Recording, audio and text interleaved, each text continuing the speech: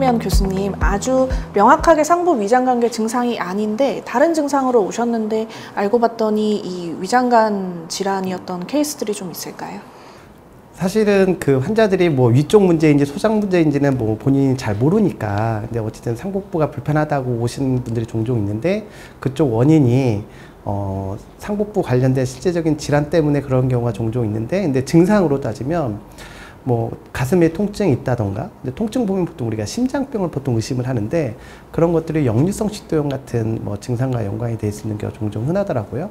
그리고 위쪽 문제인데도 불구하고 등이 아픈 경우도 종종 있어요. 그래서 등이 아프다고 하신 분들이 이렇게 소화기 쪽 문제에서 오는 경우도 좀 있어가지고, 그런 경우가 아마 좀 흔하게 볼 수 있는 증상이라고 질환이라고 볼 수 있을 것 같습니다. 제가 본 케이스는 아까 교수님이 말씀해 주신 것처럼 이제 젊은 남성분인데 어지럽다고 오셨는데, 알고 봤더니 이제 위궤양 때문에 상부 위장관 출혈이 있어서 빈혈이 심해서 어지러우셨던 거고, 사실 그분 같은 경우에는 위궤양의 증상에 대해서는 그냥 원래 평소에도 많이 불편해서 그렇게 이렇게 심한 질환이라고 생각을 안 하시고 병원에 안 오신 케이스가 한 번 있었습니다. 그래서 만약에 내가 뭐 이 질환이 소화기계 질환이다, 아니면 혹은 다른 질환이다, 이런 게 사실 환자분들 본인이 판단하시기에는 참 쉽지 않은 부분이 있기 때문에 이런 부분들은 진료실에서 같이 이야기를 나눠주시면 좋을 것 같습니다. 그리고 요즘 건강검진을 참 많이 하시는데요. 특히 기본 건강검진에 보통 위내시경은 종합검진 같은 거 해보면 꼭 포함이 되어 있거든요. 그래서 결과 상담을 하다 보면 헬리코박터균 얘기가 종종 나옵니다. 위내시경 결과에 헬리코박터균 감염에 대해서 좀 이야기해 주시면 좋을 것 같아요. 네, 그 위내시경 검사상에서 헬리코박터균 양성이 나왔을 때 이제 무조건 제균 치료를 받아야 되는지를 물어보시는 분들이 많은데요. 사실 모든 경우에 다 제균 치료를 시행을 하지는 않습니다. 그렇지만 그 위궤양이라든지 십이지장 궤양 같은 소화성 궤양을 알았던 과거력이 있다던가, 혹은 위암 수술력이 있다던가, 혹은 이제 가족 중에 위암을 앓았던 분들이 있다던가, 그런 경우에는 헬리코박터 제균 치료를 강력하게 권고를 드리는데요. 이유는 그것이 이제 위암의 발생률 또 재발의 확률을 많이 줄여주기 때문입니다.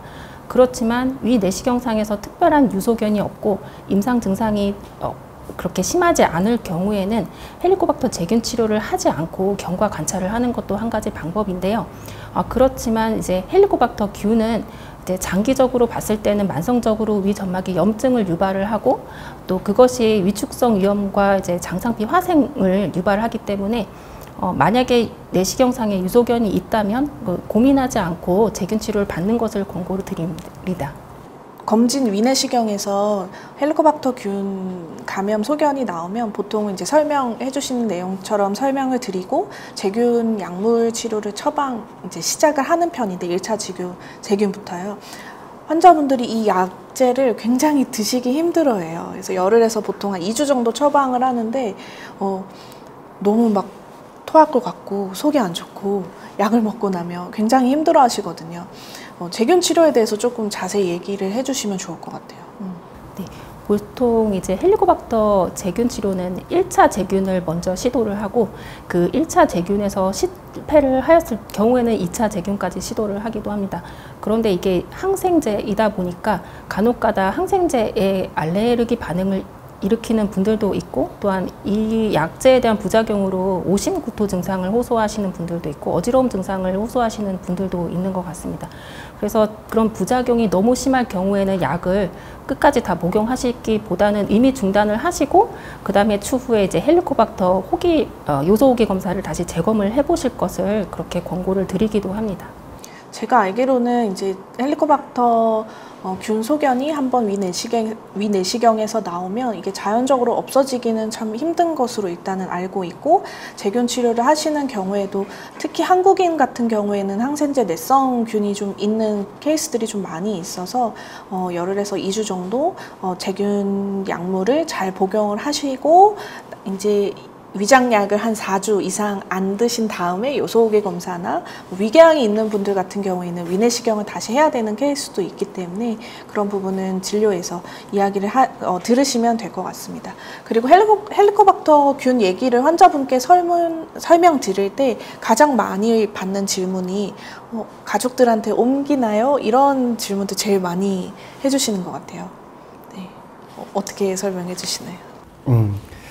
당연히 그게 경구를 통해서 보통 섭취를 감염이 되기 때문에 안타깝게도 그 가족 간의 감염이 충분히 될 수는 있습니다. 그래서 아까 교수님께서 말씀하신 것처럼 보통 우리나라의 유병률이 제가 알기로는 70~80%로 굉장히 높게 있기 때문에 위궤양이나 소화성 궤양이나 암이 의심되는 경우에 한해서 좀 주로 제균주법을 반드시 권고하고 물론 속쓰림 증상 같은 것도 있어도 보통 약물 치료 권고를 합니다. 그렇지 않고 그냥 단순하게 증상이 없는 상태에서 위험 정도만 있으면 보통은 이제 경과 관찰을 많이 하게 되는 경우가 많은 것 같습니다. 그러면 이제 가족 간에 헬리코박터 균이 전염되는 것을 예방을 하려면 좀 어떻게 하면 될까요? 사실 우리나라의 식습관이 뭐 찌개를 같이 먹는다든지 함께 이제 공동 식사를 하는 그런 문화가 있기 때문에 그 감염의 위험률은 높다라고 할 수가 있는데, 그렇다고 해서 이제 헬리코박터 이제 균이 뭐 전염병으로 구분되는 그런 감염은 아니기 때문에 일단은 중요한 것은 위 내시경을 통해서 이제 자주 검진을 하고 헬리코박터 균과 감염과 이제 동반되는 그런 내시경상의 뭐 위궤양이라든지 위염이라든지 이런 유소견이 있을 경우는 그때는 제균 치료를 고려하시는 거가 이제 방법이 되겠습니다.